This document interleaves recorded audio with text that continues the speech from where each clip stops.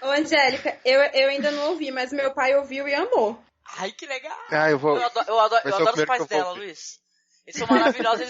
Eles escutam podcast. Eles escutam, inclusive, podcast que eu gosto também, tipo podcast.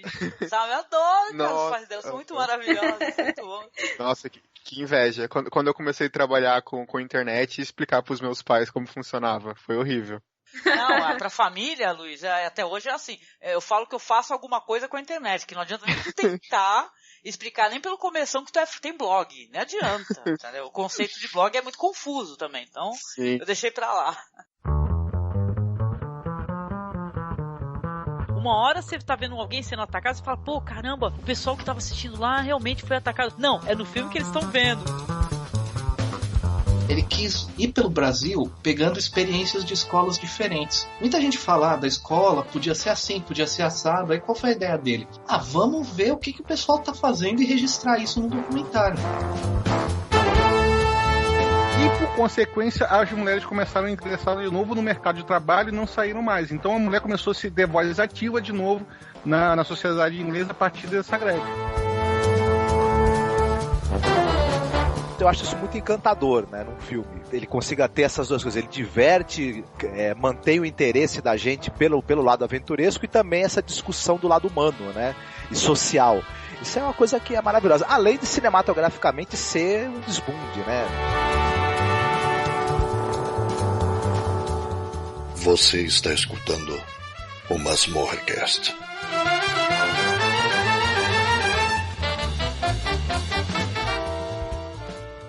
The nicer tree-lined blocks in New York, and only 20 minutes from the center of town. Oh, and just around the corner there's a supermarket, and the cleaners. That's Father Harron in 5A. He's blind. Blind? Well, then what does he look at? There is danger everywhere.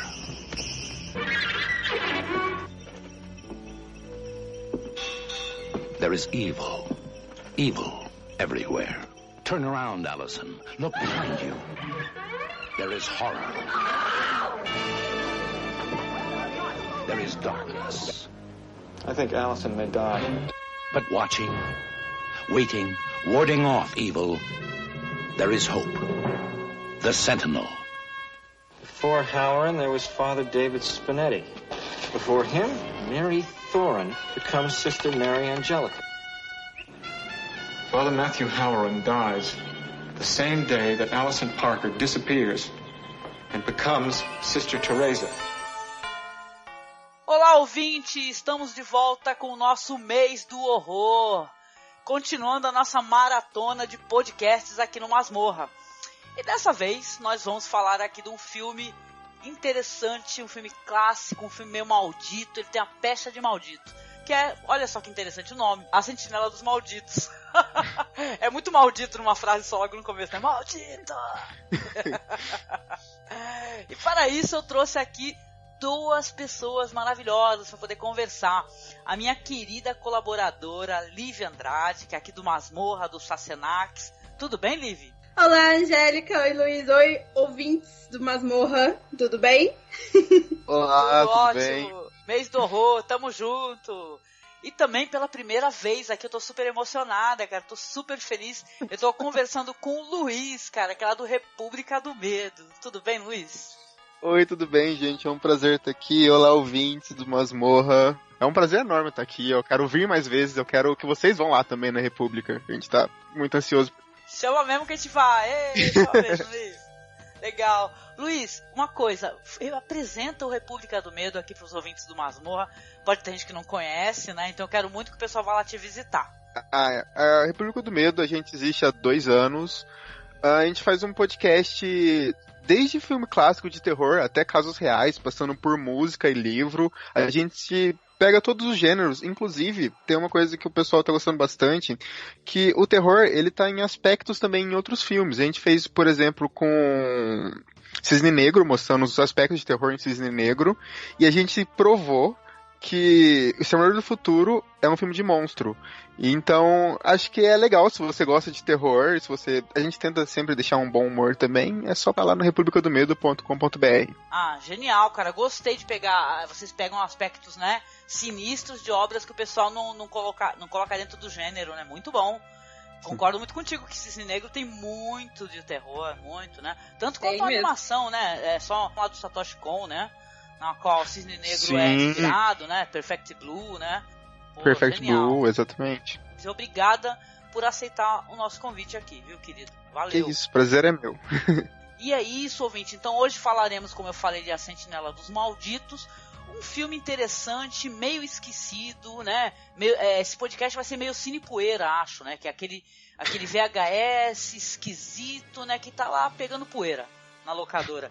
E é um filme que é engraçado, comentando até inclusive o diretor, né? Que é um filme do Michael Winner, né? De 1977. O título original dele é The Sentinel. Legal que tu vai ver o IMDb do filme, ele talvez tenha uma das coisas mais interessantes, que é isso que me deixa meio bolada, não sei vocês, o quanto ele tem atores sensacionais. E como pode um filme com esse casting ser esquecido pela galera? Isso é bizarro, né, Luiz? Verdade. Nossa. Tem Ava Gardner, né? Chris Sarandon, nossa, tem muita gente boa. Pô, John Carradine. Sim, e tem gente que vai destacar depois, tipo Christopher Walken, que ele tá novinho, eu nunca vi ele novo, ele sempre, pra mim, sempre tá velho. O Jeff Goldblum também. Nasceu velho, sim. Pô, o Burgess Meredith, né, que você não associa o nome à pessoa, o Burgess Meredith além de ser um ator foda, ele é o cara lá que era o treinador do Rock. O Mickey. O Mickey, Sim. Ele Wallach também, que é um... Ou seja, é um casting que você não bota fé no casting do filme. Você fala, cara, que isso, né, meu? Que conjunção de talentos é essa aí? Mas o filme, ele tem essa pecha de um filme esquecido e maldito. Tem umas questões que a gente vai trazer mais pra frente aí, de exposição de pessoas com... Acho que o filme ele sofre de, olha só, um pouco de capacitismo. Sabe esse preconceito, o capacitismo? Sim, verdade.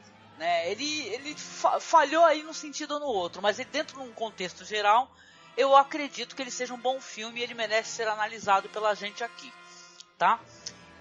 Bom, comentando aqui um pouquinho, falando então sobre algumas influências de época, né?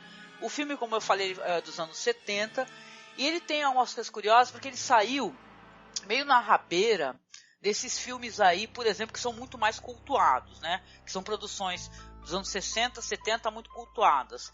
Que o pessoal, inclusive, chama isso de uma obsessão. É uma época, é uma fase, né? Porque o cinema tem essa coisa cíclica, né? Não sei se vocês entendem mais ou menos. Tem esse negócio de vai ter um filme sobre monstro, aí vão ter vários. Aí vai ter, às vezes, um faroeste. Isso não acontece, isso infelizmente, porque eu gosto muito de faroeste no final, né? Mas vai ter um bom faroeste, vai ter um outro bom faroeste. Eu acho que até teve esse ciclo recentemente. E esse filme aí, A Sentinela dos Malditos, ele saiu na mesma época, mais ou menos, que, por exemplo, O Exorcista, o The Devil Rides Out, né, que é um filme muito legal também, né, que ele é interessantíssimo, não sei se vocês conhecem, né, eu me amarro nesse filme que é com Christopher Lee jogando cruzes nas pessoas, né, jogue uma cruz nesse demônio maldito, ele fala no filme, muito bom. E ou mesmo A Profecia, né, o famoso To the Devil a Daughter, né, que são filmes assim, que são, tem essas temáticas assim do demônio e tal, do culto satânico, né? Que é bem curioso, né? Vocês curtem essa temática, assim? Dentro desses filmes, dessa temática que trazem isso? Eu gosto bastante de filme que trata sobre esse embate do bem e do mal, quando o mal é uma coisa mais personificada como o demônio em si, tipo O Exorcista, por exemplo. E um problema que eu acho nesse filme é que quando ele saiu, o pessoal, igual você falou, teve um problema muito grande com A Profecia e O Exorcista, eles compararem com ele. E pra mim ele é muito mais parecido com O Bebê de Rosemary, principalmente no primeiro, no segundo ato, assim. Que é quando os vizinhos estão na casa, são tudo pentelho entrando na casa. E, nossa, deixa eu ver seus móveis, como você é boa pra mobiliar uma casa, vem mobiliar a minha. E eu acho que o filme sofreu um pouco por causa desses filmes muito grandes que tinham na época. Você falou do Bebê de Rosemary, esse filme me lembrou muito Bebê de Rosemary também, porque se passa dentro de um apartamento, né, grande parte, um apartamento grande, antigo, assim, né, e tem, que nem você falou, os vizinhos entrões, né, caramba, eu não deixaria entrar não, mas enfim, né, uns vizinhos assim, você já fala, ih, tem Satanás no meio, né, mas... Exato. Mas eu gosto desses estilos de filme, mas quando é mais pra pegada psicológica mesmo, assim, sabe? Do que só simplesmente coisa feia na sua cara. E, sabe, eu gosto do suspense, por isso que eu gosto do Bebê de Rosemary, eu gosto do Exorcista. Porque tem coisa feia, mas eles desenvolvem, né? Fica um tempão desenvolvendo a garota, a mãe da garota e tal. Então você acaba se apegando aos personagens. Aqui também, né? Você se apega a Alison, né? Exatamente, esse filme tem até um trigger warning, né, que é válido mencionar, né, porque o filme ele trata de uma protagonista, que é essa personagem que é a Alison, não é, que ela é uma ex-modelo, ela tá apenas, olha que estranho, todas as resenhas que eu andei dando uma lida, o pessoal colocou apenas isso, que ela é uma ex-modelo neurótica, olha só, né, a descrição dela não é muito profunda, né, na história. Mas ela é uma ex-modelo que ela, inclusive, ela fez uma tentativa de suicídio, etc. E ela tá tentando fazer uma locação realmente desse apartamento, como vocês mencionaram, né? E o namorado dela é o bonitão Chris Sarandon, né? Que, olha, gente, eu vou falar uma coisa que assumi pra vocês, que era um dos homens mais bonitos, assim, como eu sou uma pessoa já de idade, né? Uma senhora, eu lembro do Chris Sarandon, tipo, da Hora do Espanto, sabe? Lindo, né? Aparecendo na tela, na hora que ele apareceu no cinema, na tela de cinema, o cinema inteiro suspirou pelo Chris Sarandon. Ele é lindo, ele é bonitão, mas por que ele tá de bigode, né? Ai, gente, aquele bigode Isso, feio. Exato. Chris Sarandon de bigode. Ele fez um filme que eu gosto muito também, Angélica, que eu já até falei no Calabouço da Lívia, que é Um Dia de Cão, né? Com Al Pacino. Gosto muito dele lá. Isso, o personagem dele é lindo, né? No Dia de Cão, né? Trágico, né? O personagem dele, né? Maravilhoso.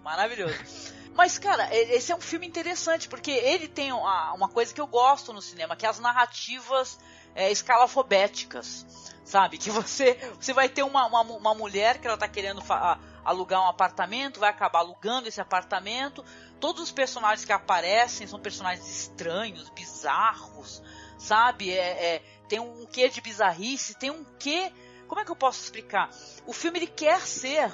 de certa maneira, o filme do Todd Browning, o Freaks, né, que mostra personagens estranhos, né, e tal, mas ele, sabe, ele fica nessa narrativa estranha, esquisita, escalafobética, que é uma coisa que eu gosto. Eu lembro quando eu terminei de assistir o filme, eu achei muito curioso, até porque eu achei que ele dialoga, assim, muito com o Bebê de Rosemary, mas muito mais era com To the Devil a Daughter, né, que é um filme muito curioso também, muito macabro, né, de uma ex-freira que ela vai também entrar numa sociedade secreta, liderada pelo nosso querido Christopher Lee, né, que é um personagem maravilhoso, e lá vai ter as atrocidades esquisitices, né, da sociedade. Esse filme também tem isso, né, ele é um spoiler, aliás, a gente não deu aviso de spoiler, mas é um filme, dos anos 70, tá uma vergonha na cara, vai assistir, vai escutar o podcast. No Brasil, quando ele foi lançado pra DVD, ele também chamou a Sentinela só e tinha um puta spoiler assim na capa, falando sobre a escolhida, sobre uma freira, e tava a cara dela enorme, assim. Já deduziu o que é. Sim, verdade, nossa... E era aquela capa bem feia, né? Parecendo que o primo que mexia com Photoshop na época que fez. Aquela capa de filme com bem baixo orçamento. É verdade. Gente, eu tô achando divertido. Uma resenha que eu tava dando uma olhada. O cara falou que a menina, a Alice, é confrontada com o seu vizinho Charles Chazen, né? Que eu acho que eles querem ser meio Charles Mason, né? Sei lá. E com todos os Minions do inferno, cara. O cara não, isso é verdade. Minions do inferno. Desculpa, Lívia, foi engraçado isso aqui. Olha, apesar, eu tô de mudança e um apartamento por R$400 mobiliado, eu acho que eu enfrentaria o demônio assim, tranquilo. Tu ia topar entrar pra uma sociedade tenebrosa, né? De ser o porteiro do inferno, né? Se eu não fosse ficar cego e na janela, talvez. A gente pode conversar melhor. Se alguém tiver, me manda um e-mail. Não, eu só ia falar que, como você disse da imagem, qualquer coisa que esteja promovendo o filme usa essa imagem, né? porque, sei lá, é assustadora, não sei o quê. Aí eu fico, gente, mas essa é a última cena do filme? Como assim vocês vão morrer? O pior é que até eu me meti nessa roubada, nessa cilada, cara, porque o banner que eu fiz aqui é uma imagem muito foda, cara. Não dá, gente, deixa eu descrever a imagem que a gente tá em áudio, né? Cara, porque, claro que a pessoa acessou, acho que viu o banner. Mas, cara, a imagem, ela com os olhos brancos, entendeu? Esquisitíssima a imagem, né? E tem essa parada, ó lá, é uma coisa interessante, até porque o filme seria o plot twist do filme, né?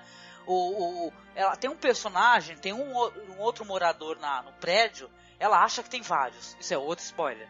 Ela tem outro morador no prédio e é um padre, só que é um padre cego, né? E ele é uma figura assim sinistra, porque ele fica na janela com aqueles olhos brancos, né?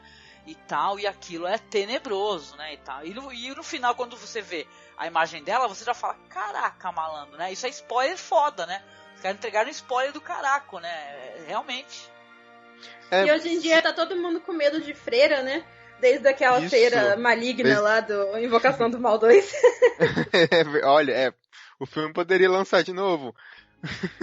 Vai que ele entra na onda. É verdade, cara, é verdade. E pra vocês, assim, comentando um pouco assim sobre aspectos interessantes do filme que vocês acham que valem a pena mencionar, cenas curiosas, bizarras, né? Cenas bizarras, tá? Vixe, tem muitas cenas bizarras nesse filme. Tem aquela cena que tem até uma problemática. Já pode problematizar já? Já tá livre? Pode problematizar, fica à vontade, fica à vontade. Então, acho que vocês também vão concordar que essa cena é bem sinistra. Que é quando ela vai lá no apartamento do primeiro andar, né? Lá que tem as duas bailarinas. Que ela vai lá, ela entra lá porque ela tá querendo conhecer os vizinhos, né? Porque só o senhorzinho lá tinha dito, tem umas vizinhas que moram embaixo de você, tem outros que tá ali, tá. Aí ela não tinha conhecido ninguém, então ela vai no andar de baixo e fala, oi, cadê? Aí entram duas mulheres, que você já vê que são um pouco bizarras, assim, pela roupa que ela... Quem que sai andando de colã, né, pelo apartamento? Mas enfim. Aí... É a época da ginástica, né? Vai que tava fazendo ginástica, sei lá. Pois é, aí tá, ela senta, aí ela fica um pouco incomodada, assim, porque a mulher fica, aquele homem que saiu era seu namorado, nossa, ele deve ser um bom amante, não sei o quê.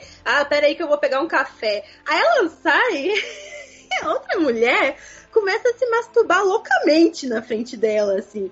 Assim, se eu fosse ela, eu já teria saído correndo dali imediatamente. Assim, eu falei, que isso? Que tá acontecendo? E ela fica é muito engraçado que ela fica olhando pro lado, assim, ela fica, gente, como é que eu ignoro isso que tá acontecendo na minha frente? Apesar que eu me senti muito eu não ia conseguir ir embora correndo, eu ia tentar ignorar por um tempo também. Porque é muito bizarro, porque é uma coisa que acontece do nada, não é uma coisa que vai te preparando. Isso, do nada. E ela fica ainda, e não é delicado, não, ela fica ainda fazendo barulho, e fica... Gente... não, aí o que eu ia problematizar nessa cena é porque depois a outra mulher chega, volta e dá um beijo nela, aí sim ela decide sair correndo. Eu achei isso meio problemático, porque, tipo, essas duas seriam também as demônias junto com os outros, né? Sim. E elas, tipo, por elas serem lésbicas, esse é o fator bizarro delas, sabe? Eu não gostei muito disso, assim. Sim. Concordo. Eu já vi um outro filme também, muito interessante até, com aquela atriz francesa maravilhosa.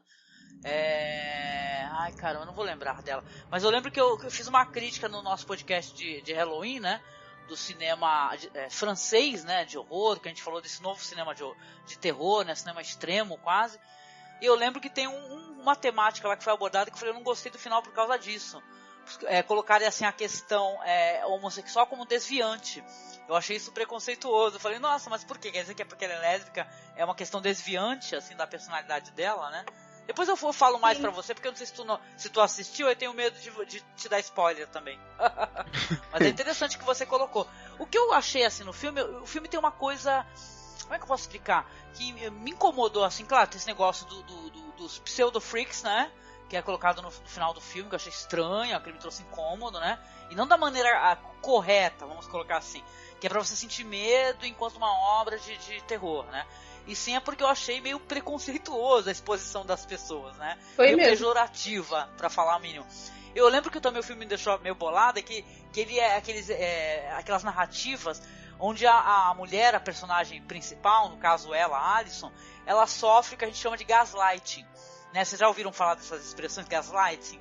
Sim. É quando você vai enlouquecendo uma pessoa pra pessoa fazer algo que você quer, ou leva a pessoa à morte, né? No caso, assim, tem alguns filmes que a narrativa dele tem isso, gaslighting, vai enlouquecendo a pessoa, né? Tanto que o Chris Sarandon, o personagem lá que é o namorado dela, ele vai achando que ela tá, né, pra lá de Bagdá, né? Tá, quanto mais ela se reclama pra ele, mais ela acha que ela tá louquinha e tal. Então eu fico meio chateada com isso daí na narrativa. Sim, eu ia falar disso, porque é engraçado que a outra mulher dele se matou, né? E ele já tinha ela como amante, né? E depois ela tentou se matar de novo também. E aí você fica... E a amiga dela também não gosta dele, né? Aí você fica... esse cara... na verdade, não foi a esposa que se matou, né? Ele mandou matar, não foi? Se eu não me engano, a esposa, né? Fica uma coisa meio dúbia, né? Fica. Pois é.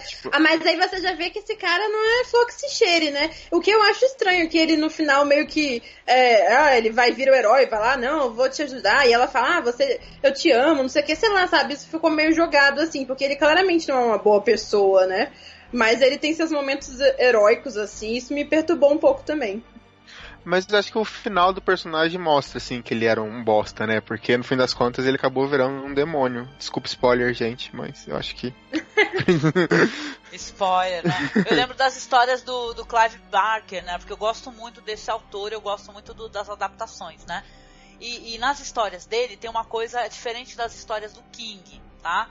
Eu espero não estar sendo injusta. O King, ele tem nas narrativas o negócio da amizade, né? Ele faz a construção da amizade, do afeto, né? Normalmente os personagens do Clive Barker, eles são todos maus, entendeu? Todos, é que nem Hellraiser, entendeu? Todos têm uma coisa ruim dentro de si. Eles não são pessoas legais que você fala, ai, tadinho desse cara, vão arrancar a pele dele, vai sofrer pela eternidade. Não, ele também é mau para caralho, entendeu? Então eu acho que esse filme também tem esse negócio de você... Aliás, então, parece que ele tá fazendo um podcast de crítica, né? Então, né? Mas eu acho ele um bom filme, apesar de todas essas questões aí, né? Mas eu acho legal que eles mostram personagens que não são bons, né? A Alison é uma vítima nessa questão, e a vítima sofrendo um gaslight absurdo, né? E tal, é tudo intencional para que ela enlouqueça e tal, para que ela pire, né? A intenção é toda essa, né? Dos personagens, né? Legal que você comentou de livro, e é interessante falar que a Sentinela era um livro. E o escritor do livro, inclusive, ele participou do roteiro do filme.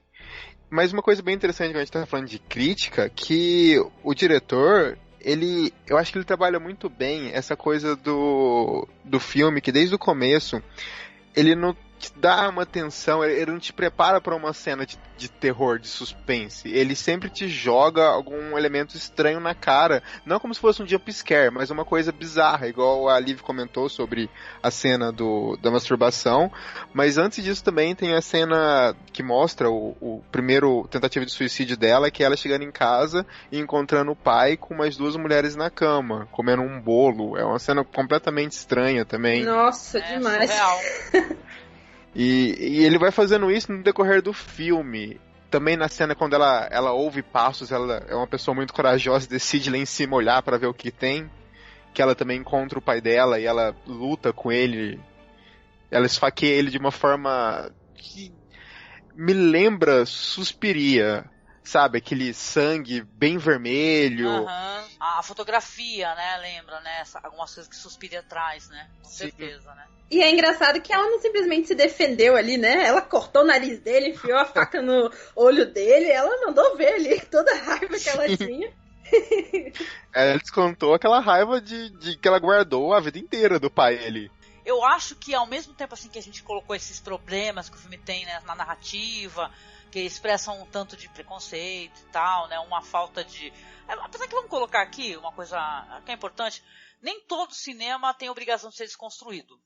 Isso é importante. Exato. Então, por mais que a gente ache, a gente tem os nossos olhos, que é isso que me preocupa normalmente, quando a pessoa tem os olhos de 2017 e a pessoa tá vendo as coisas, sabe, com a cabeça dos anos 80, mas com toda aquela pecha de preconceito.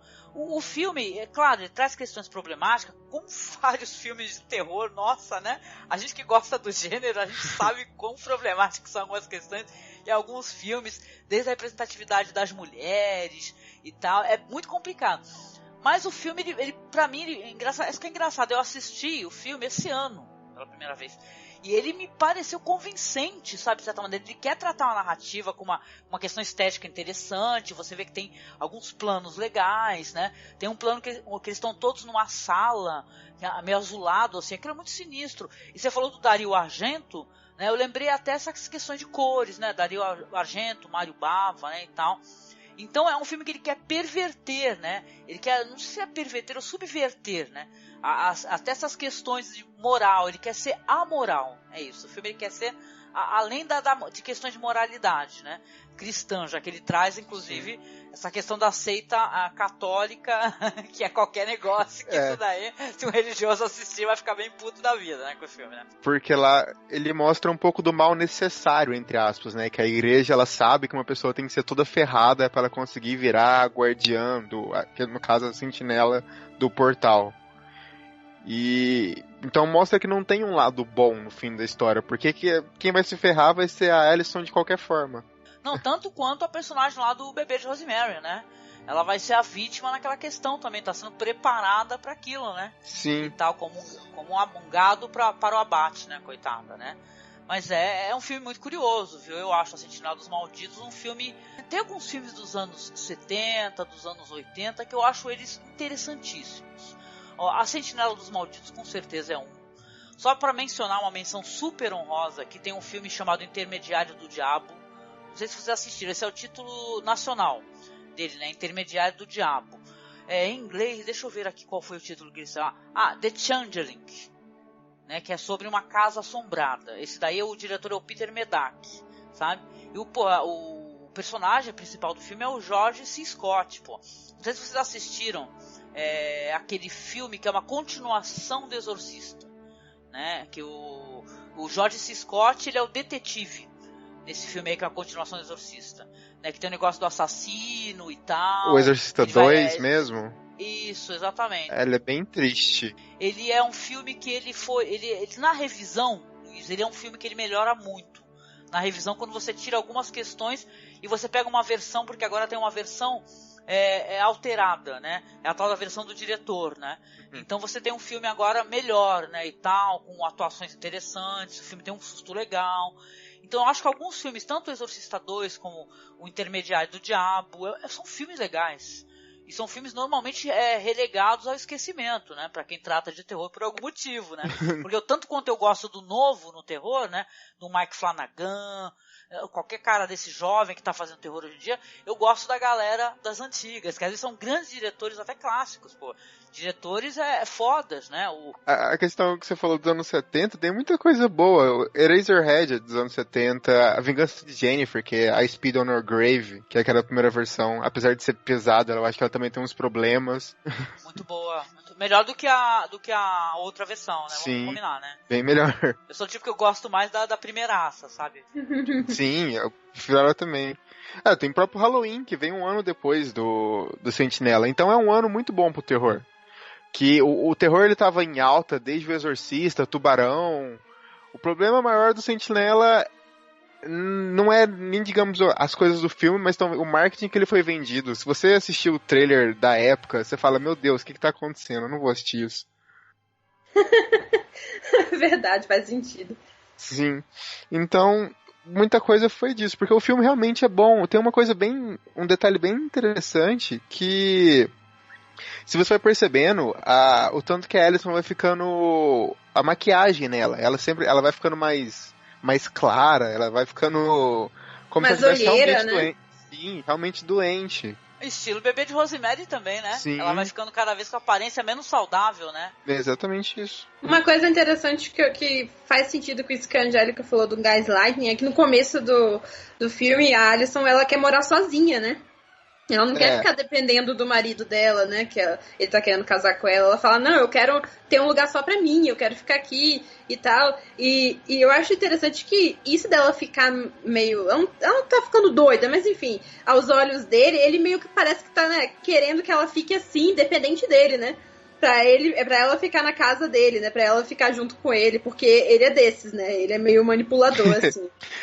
Desde o começo, acho que uma das primeiras falas é ele comemorando um caso que ele vai ganhar e você percebe que tem uma coisa por trás do caso, que ele tá defendendo um cara que é meio corrupto e tal. Então, a criação, eu acho o fim dele perfeito pra ele, e a criação do personagem você já começa a ter um pouco de dúvida sobre ele ali. Fora o bigode também, né? Que é muito triste. Esse bigode. Aquele bigode é horrível, gente. Pelo amor de Deus. Dá vontade de entrar e arrancar aquele bigode. Nossa, é horrível. Pô, gente, tem uma outra curiosidade no filme também. A gente tá falando de elenco, né? O casting desse filme é impressionante mesmo. Tem tipo a Beverly D'Angelo, que ela foi estrela do Hair, né? Aquele musical muito legal, hippie, que eu gosto. E tem o Jeff Goldblum, pré-Mosca, né? Ainda por cima, né? Antes da Mosca. Eu vi aqui nos curiosidades que ele foi dublado em quase todas as cenas dele. Ok, né? Meu Deus, que dó. Coitado. Eu acho que ele não tem nem, 2 minutos de cena também, né? Mas ele aparece bastante, assim, até. Se você comparar, a Ava Gardner, que ela foi indicada ao Oscar em 59... Ela aparece no filme em 3 ocasiões, porque ela é a moça que leva ela na casa. É a corretora de imóveis. Eu chamo ela de Anjo da Morte. Também. Mas uma coisa interessante, já que a gente tá falando isso, você percebe que com o passar do tempo, ela não envelheceu. Aquele pessoal parece que não envelhece. Outra coisa que eu acho perturbadora no filme, tem muitas cenas perturbadoras. Cara, é a porra do padre, que é interpretado pelo John Carradine, que é o Francis Matthew Halloran, né, o cardeal. Aliás, esse nome Halloran, ele me remete também ao Exorcista, que eu me lembre, né, esse nome não é um nome que é estranho. Eu estou louca e gaga de novo, né? Mas é uma presença estranha, diabólica e tal, né? Tu mencionou a questão das lésbicas, né, e tal, e tem muitos personagens bizarros, né, e tal, né? Essa questão dela também, ela começar a sofrer com essa série de problemas de saúde, desmaios e tal, ela acaba sendo, a amiga dela tenta ajudá-la, né, que ela tem essa amiga Jennifer, né, que é interpretada pela Deborah Rafin, né? É bizarro também, cara, porque é uma espécie de espiral de loucura, né? Só não é uma folia a troar porque os outros loucos, vamos colocar assim, eles não existem, né? Isso também é spoiler, né? Ela na verdade, ela descobre que aquele local, aquele prédio, né, e tal, ele tá, na verdade, cheio de fantasmas, né? Então essas pessoas não existem, elas não estão ali, elas estão ali para enlouquecê-la e para que ela acabe se tornando essa figura que vai ser a guardiã desse portal, né? A sentinela dos malditos, né? A sentinela do inferno. Cara, que é uma cena genial, cara, no final, assim, muito boa mesmo. Nossa, é sinistro demais. É porque os demônios aproveitam que ela é uma pessoa sensível, né? Assim como todos os outros, né? Ela é depressiva, ela já tinha tentado se matar. E assim como a própria igreja, né, também aproveita disso, né? Então serve pros dois lados, né? É por isso que ele fala, toma aqui, meu amor, a faca... E delicadamente corta seus pulsos pra gente. Uma coisa legal daquilo é que quando o namorado dela invade, por algum motivo ele invade e vai em direção ao padre, ele dá de cara com um portal, e o portal tem uma frase que é parecida com o portal da Divina Comédia, que, se eu não me engano, tem todo um texto do filme, mas termina com ele falando, abandona a esperança, todos que entrarem aqui, que é basicamente a coisa que tá escrita no portal no portal do inferno, Divina Comédia. Não, tá assim, tem uma frase, como é que é? Ela inteira através de mim você irá pela cidade da tristeza, através de mim você irá pela dor que é eterna, através de mim você irá entre as pessoas perdidas. Abandone a esperança, todos que entrarem aqui. Sim. É verdade, tem sim essa frase. E é uma referência literal da Divina Comédia, tanto é que antes disso eles também citaram o Paraíso Perdido. que vem depois da Divina Comédia, obviamente, mas faz jus a tudo aquilo que tá acontecendo, que tudo que ela tá vendo ali naquela casa, ela fala que ela tá vendo todas umas coisas escritas iguais, e dela escreve o que ela tá vendo, e daí o marido, quer dizer, o namorado dela traduz de um professor, e o cara fala, isso é um trecho do Paraíso Perdido, que é aquele poema que o demônio cai no paraíso e cria todo o inferno, né? Depois disso. Sim. Isso. Inclusive, o nome do autor é John Milton. O John Milton também é o nome do personagem do Al Pacino, não é? Do Advogado do Diabo? Exatamente. Isso mesmo.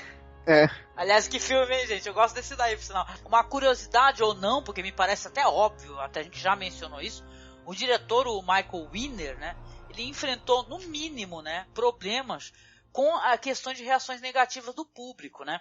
Porque olha só, eu achei legal, porque na época ele também teve problemas com isso.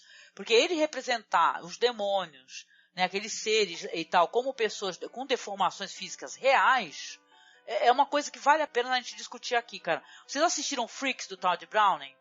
De 32? Amo. Chegaram a assistir? Muito. Eu adoro Freaks também. Sim. E sabe por que eu adoro Freaks? Porque o Freaks é um filme que ele mostra pessoas com problemas físicos, reais, só que ele mostra que, na verdade, o ser humano com seus braços e pernas e todas as suas faculdades mentais e tudo, eles que são perturbados, eles que são malvados. Os pseudo-freaks, né, freaks com aspas, eles são pessoas muito mais humanas, entendeu? Eles se apoiam, então eles têm afeto entre si, né, e tal. Tem até aquele plot lá do cara que se apaixona pela mulher lá, que é bonitona e tal, que é do circo também, né. Então o Todd Browning, ele, através do choque, ele fez uma crítica social muito foda, né. Agora o Michael Winner, cara, ele chega no final do filme, na hora que vai mostrar os demônios pra gente, são pessoas deformadas, cara, com deformações e tal, representadas como demônios, né? Como a Liv colocou essa questão aí da lésbicas no filme, entendeu? Acaba sendo uma coisa pejorativa, ofensiva, errada, entendeu? É muito ruim. Eu acho errado, igual você falou, e eu acho que sai um pouco até da ideia do roteiro, porque deixa bem claro que todos os demônios que estão ali, que vivem na casa, eles são assassinos. Então, eu acho que além de você, se você for ler um pouco mais, além de você falar que aquelas pessoas deformadas são monstros, elas também, tipo, são assassinos, eles são feios e eles matam pessoas. Isso é muito capacitismo numa produção só, né? Nossa, é Sim. muito... Sim, foi muito, muito sensacionalismo, né? Até recentemente a gente teve um exemplo bom também disso, que foi, no sentido positivo, que foi o American Horror Story Freak Show, né? Que eles também... eu adoro essa temporada. Sim, foi muito bom. Eles também usaram pessoas com necessidades especiais de verdade, só que eles fizeram de uma forma bonita, né? Como se eles fossem família mesmo, né? Assim, foi bem estilo Freaks mesmo, né? Que eu também gostei. Mas esse filme, o Festival dos Malditos, foi muito de graça. Eles simplesmente tacaram ali pra assustar. E isso é muito horrível, gente. Aí tem gente que pode falar, mas eles toparam, eles aceitaram. Ué, gente, não tem mais oportunidade, né? Infelizmente, é muito difícil pra eles conseguirem emprego, né? Nessas áreas. Então, eles vão topar, eles acabam sofrendo assédio, essas coisas todas, né? Então, não dá pra culpabilizar eles, né? Não tem como. O problema maior com certeza. É a direção, porque podia ter feito qualquer outra coisa ali pra mostrar, pra transformar, fazer uma coisa diferente pra assustar, porque o negócio ali é mostrar o choque, né? Que querendo ou não, ele é uma pessoa linda contra todo aquele mundo horrível. Excelente que você falou, Luiz. Muito bom. Essa que é a pegada mesmo, tá correto, né? É uma ex-modelo e tal, ela, olha só, o filme é todo errado em todos os sentidos, né? Parabéns, cara. Mas apesar disso, que eu falei, vale a pena, confere. Porque é interessante, e todas essas questões que o filme levanta de maneira errônea. Desde da nossa percepção da protagonista, a questões no filme que eles colocam como coisas sinistras, que são coisas que não deveriam ser sinistras, não é verdade? Sim. É tudo bizarro, cara. E é um cast muito foda. Será que o pessoal todo que recebeu esse roteiro em mãos não falou assim, ué... Aliás, teve uma problemática também nos bastidores, né? Porque a Christina Reynes, né, que faz a Alison, ela sofreu na mão desse diretor, hein? Ela falou que ia quase chorando pro set de filmagens, porque ele maltratava muito ela. Tinha muito assédio e abuso moral lá. Então, o clima tava tenso também. Tá difícil, né, esses diretores, né, gente? Tá complicado, viu? Porque o William Friedkin também era outro psicopata, né, que ficava assustando a menina lá desesperadamente. A menina ficou com problema nas costas, né, a menina do Exorcista. E eu adoro o William Friedkin, cara, mas ele, enquanto ser humano, não sei se ele é um dos melhores seres humanos, não. Né? Não vou nem falar do Kubrick, né, cara? O Kubrick com aquele negócio de fazer a atriz gravar 100 vezes, né? A mesma cena pra quebrar ela, né? Olha o machismo disso, né? A misoginia disso, horrível. Né? Você fala, eu vou fazer você gravar 100 vezes pra te quebrar. Quando eu te quebrar, quando a gente pensa na Maria Schneider e tal, é de cortar o coração, né? Porque o que a Maria Schneider passou lá com o Bertolucci, né, com o Marlon Brando, né, que é um grande nome do cinema, ela falou, né, o que aconteceu com ela, né, que aquilo não foi autorizado, o cara não tinha autorização pra tocar nela, fazer o que ele fez com ela, o diretor combinou com o ator. Você sabe dessa treta, né, Luiz? Você tá ciente aí do último Tango em Paris. Pois é, o cara não enfiou a manteiga na bunda dela, não, né, e tal, e ela começou a chorar de verdade, né? E ele combinou com o diretor. Que papo é esse combinou com o diretor? Nossa. Combinou o cacete, né? Não tem que combinar nada, tem que falar com ela. Falou que ela sabia que ia ter uma cena assim. Gente, é tanto lixo dentro dessa questão, quando a gente começa a falar de questão de direção, né? Tu tá vendo esses rolos todos aí que tá, desse cara da Miramax aí, né? Essa figura nefasta aí, né? Que abusou de um monte de gente, né? Então é triste, viu? É triste. Quando tu mencionou muito bem esse negócio aí do diretor, e é chato saber disso, né? E é irônico, Angélica, também, porque tem uma cena nesse filme, Nos Sentinelas Malditos, que meio que critica isso, né? Tem aquele diretor lá que ela tá tentando fazer a cena do vinho, se eu não me engano é um vinho, né? Que ela bebe, ela tem que colocar, o rótulo tem que ficar pra câmera. Aí toda hora ele fala, não, você tem que colocar o rótulo pra câmera, você não tá sabendo fazer isso direito. E o cara fica enchendo o saco dela e ela fica nervosa. Então, tipo, ele colocou isso no filme, né? Mas ele não vê, não enxerga os próprios defeitos, né? Ai. Exatamente. Quis colocar uma crítica ali, né, de abuso, né? Olha só o que fazem com as modelos, não sei o quê. Olha o que ele tá fazendo com a atriz, né? Então, enchendo o saco dela, né? Tô com medo da gente ter feito um podcast somente de crítica, mas eu gostei, cara, da gente trazer isso, cara, sério, porque isso daí me incomodou na época. E eu, enquanto fã do gênero, eu entendo que essas questões, elas têm que ser vistas com os nossos olhos de agora também, entendeu? É legal, porque você vai ter, não sei se vocês assistiram esse filme aí que da Netflix, do King, o último, 1922, né, que é um filme sobre isso, sobre abuso também, né, e feminicídio. Um filme que trata de feminicídio. E ele nunca, em nenhum momento, ele pinta aquele personagem como personagem bom, sabe? Ele pinta como um narrador não confiável e como um personagem mau. Isso é muito interessante, porque tu vê só, né, como mudam-se as narrativas, né? Sim. Se tiver alguém com uma consciência social, falar, putz, eu não posso deixar nem ambíguo que esse cara é um coitadinho, de jeito nenhum. Ele tem que mostrar ele egoísta, um filho da mãe, um safado, né?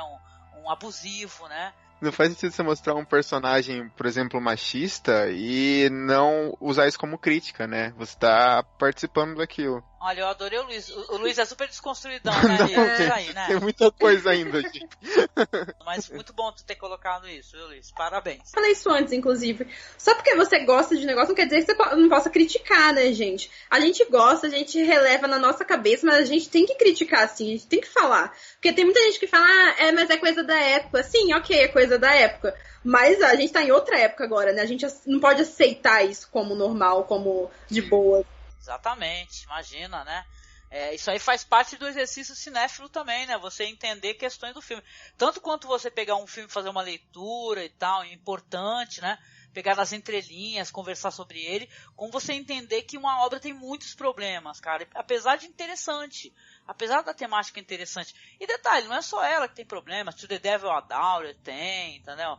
E tal. O Polanski, quando tu vê o background dele, né? É triste. É complicado, né? Nossa. Dá tristeza, né? E tal. Quando você vê uma mulher sofrendo, mas é uma história também curiosa, interessante, né? Então, né? E tem um micro twist no final também desse filme, né? Já que estamos largando spoiler pra tudo, né?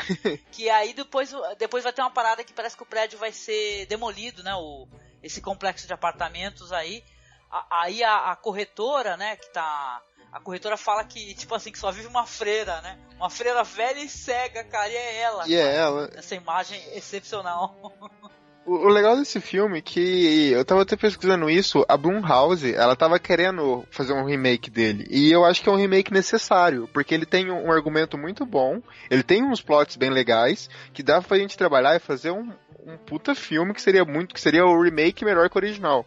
Que é uma coisa rara hoje em dia. Nossa, verdade, seria bom seria mesmo. Interessante. É só não chamar a Chloe Moretz pra ser a principal. Pelo amor de Deus, parem de chamar a Chloe Moretz pra fazer filme de terror, né? Sejam generosos com a gente, né? E tal, mas realmente eu não gosto muito da Chloe Moretz enquanto atriz. E ainda mais fazendo, porra, né? O Carrie, né? Pelo amor de Deus, né? Eu fiquei horrorizada com aquele Carrie lá. Julianne Moore, o que você está fazendo aí? Exatamente. A cada remake de Carrie só vai piorando, né? Já tem o antigo que é horrível. Que o antigo não, é 2002, eu acho, não é? Tem um modernizaram, fizeram um Carrie lá que ela é uma jovem estudante, sei lá, de universidade, que ela aparece no telão da festa. Eu já vi todos os Carrie, cara. Eu sou do tipo que eu fico amaldiçoando as coisas e assistindo, entendeu? Infelizmente eu assisto todos os Carrie, cara. Mas bom, seria interessante, eu concordo com vocês que seria legal de repente alguém pegar essa temática, porque o argumento é legal, é curioso, né? Ainda mais se for pego por um bom diretor, né? Um cara, né? Que tem a manha do audiovisual, né? De colocar uns planos legais. E não é nem que o filme ele peque nesse sentido, que eu acho ele até interessante enquanto filmagem em si, entendeu? Mas ele erra no todo o resto. É impressionante, né? Em questão técnica, eu acho que o diretor, ele sabe o que ele tá fazendo, ele tem uma ideia e ele consegue fazer aquela ideia. Isso é muito bom, porque tem filme que você percebe que o cara não conseguiu fazer muito bem o que ele queria e vai daquele jeito mesmo. Isso não é um problema nesse filme. O problema dele é outras questões que a gente discutiu aqui muito. Mas fica então a menção honrosa, né, pra pessoa que gosta da Sentinela dos Malditos, tá? Eu gosto também, saibam disso, né? Com os poréns. Assista o Intermediário do Diabo. É um filme que eu acho que também tá perdido no tempo, cara. Ele foi esquecido. E ele é um filme genial, cara. Ele é tipo... Pra tu ver, a nota dele é boa no IMDb, tá? 7.3, né? Nota boa pra filme, Pra filme de terror, então? Tal, né? Pra filme de terror, né? Aliás, que título bom, né, gente? A gente tem que elogiar quando o título é bom. Quando o título é merda, a gente critica, né? Mas quando o título é bom, a gente elogia. Olha, eu gostei do... Viu? É uma capa muito mais bonita do que a capa do Sentinela dos Malditos. Parece um filme... Se você olhar pra capa... Sério, você ouvinte, você tá vendo agora, abre o IMDb, vai no Sentinela dos Malditos, olha aquela capa verde, parece uns zumbis e uma menção a exorcista na janela. É bizarro. Você não consegue entender o que tá acontecendo ali. É verdade. Vamos mudar o título pra Exorcista na Janela, que eu acho a coisa mais maravilhosa. Exorcista na Janela. Não deixa de ser, realmente, né? Sim. Caraca, muito bom, gente. Que nem você falou no começo do episódio, eu acho que vale a pena lembrar que esse filme, ele realmente tem um trigger warning bem pesado, assim, que me pegou, realmente tenho que admitir. Eu sabia mais ou menos que na verdade eu não sabia o que ele ia ter, né? Eu falei, eu vou ver sem ver sinopse, eu falei, porque eu acho interessante ver filme de terror assim, né? Mas nossa, você me disse que tinha um clima meio opressivo, né? Você falou, tem que estar bem quando você for assistir o filme. Então eu falei, beleza. Mas mesmo assim, me pegou um pouco, sabe, no começo do filme. Claro. Então eu acho bom avisar para as pessoas, né, que tem insinuação bem forte de suicídio, né. Então eu acho que é bom deixar isso bem claro se isso incomoda algumas pessoas, né. Porque o filme é bom, eu gostei também, dá pra você assistir, mas às vezes algumas pessoas são mais sensíveis, né? Então eu acho que vale a pena só falar isso, porque eu acho que o filme tocou de um modo um pouco leviano em alguns momentos sobre isso, né? Mas enfim, mas eu gostei do filme. Não, eu gostei, eu gosto quando tu traz essas coisas, Liv. Quando a gente veio falar de algum lugar no passado, você trouxe essa questão que eu não tinha analisado na época de primeiro, então eu gostei, viu? E os filmes não devem ser levianos nessa questão, não. Como é que eu posso dizer? Não pode relativizar, né? Essa questão de jeito nenhum, toda certeza. Agora aqui, antes de finalizar o podcast, deixa eu só perguntar pra vocês. Pra que a gente possa trazer uma outra produção também, boa, não que essa não seja, eu tô toda hora justificando, porque senão não ia gravar um podcast sobre, né? Assim, o que vocês acham de vocês recomendarem um filme também clássico, assim, de época?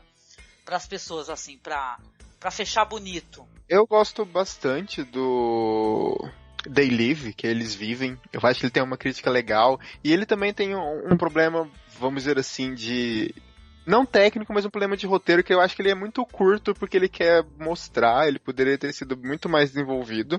Mas é do John Carpenter. E não sei se vocês... Acho que já assistiram, certeza, é de 88. Nossa, pra mim eu ia tatuar esse filme no meu braço, não tem noção. Eu adoro esse filme. Aliás, eu adoro John Carpenter. Vixe, adoro. 13º DP, They Live, vixe. Pode ir na fé aí que eu amo muito de paixão, de coração. E pra sair um pouco disso, mas continuando nos anos 80, é Reanimator. Eu adoro filme trash. Adoro filme trash e quando você consegue juntar isso daquele jeito, é maravilhoso pra mim. Aquilo é lindo. HP Lovecraft, né? Na veia, né? Com as caras e caretas do lindão lá do Jeffrey Combs. Sim! E tu, Liv, tu tem uma recomendação aqui pro pessoal tirar o ranço um pouco dos problemas desse maravilhoso ou não, desse filme, não? Sim, tem o Cemitério Maldito, né? Que é de 89, quase aí, beirando os anos 90. Que é baseado no livro do conto lá do Stephen King, né? Que também mexe mais ou menos, não é satanismo, né? Mas mexe com essa questão de... você vai mexer com o que você não sabe, né? Vai colocar o que não tá morto, acho que todo mundo conhece, né? Vai colocar alguma coisa morta lá no cemitério indígena, sempre no cemitério indígena, e aí o negócio vai voltar bizarro, né? Então, ou seja, né? Se tá morto, deixa morto, né? E também tem outro, Angélica, que é mais pro lado trash, com o Chris Sarandon, que é o Chuck, né? O boneco assassino. Nossa, Chuck. Que eu acho que vale a pena falar dele, porque é um filme do boneco, mas, gente, ele é muito... Ele dá medo em alguns momentos, aquele boneco é sinistro. Mas o que eu saiba, o Chris Sarandon, ele tem um filme, Resurrected, que é um filme genial, é do Dan O'Bannon, a direção, tipo assim, é baseado no caso de Charles Dexter Ward, né, do Lovecraft, é um filmaço, assim, filmaço trash pra caralho, né? Não sei se vocês viram esse daí. O Filho das Trevas aqui no Brasil e o The Resurrected. É muito bom, gente. Ó, fica aí o link em MDB pra vocês aí. Vocês não assistiram, se acabem com o que Chris Sarandon é cientista maluco, mal feito um pica-pau, que é muito bom. Nossa, mais um pra lista. E outro também que vale a pena mencionar, né, Angélica? Poltergeist, clássico, né?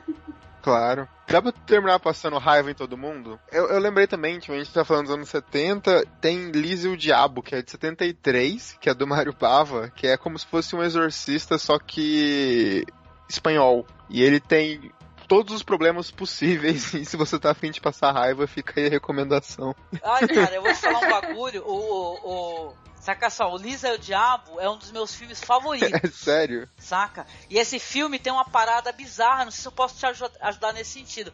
Que sempre vai haver essa questão da indústria, né? Do jeito que o pessoal resolve fazer o filme. E o pessoal alterou o final desse filme. Você sabia Ele é reeditado, né? Tem uma versão de 75. Ele é reeditado. A versão do Bava, ela não tem aquele final, entendeu? Não tem exorcismo. Então é mais uma história... fáustica, tá? Uma história sobre um demônio e tal, e alguém que vai entrar numa espécie de advento demoníaco, entendeu? E vai ficar preso para sempre. Então, esse filme ele tem questões problemáticas por causa do que os produtores obrigaram a ter um final que não era o que o Bava queria, né? O Bava não teve a liberdade, né? Mas é um puta filme, diz o Diabo. Tem o cara que fazia o Kojak. É verdade. Foda Sim. Então, se pegar o de 73, então, é bem melhor. Eu assisti a versão de 75. O pessoal tá tendo um problema com esse filme aí, não sei se tu sabe. O pessoal fica pegando a versão errada desse filme, né? Tu sabia disso?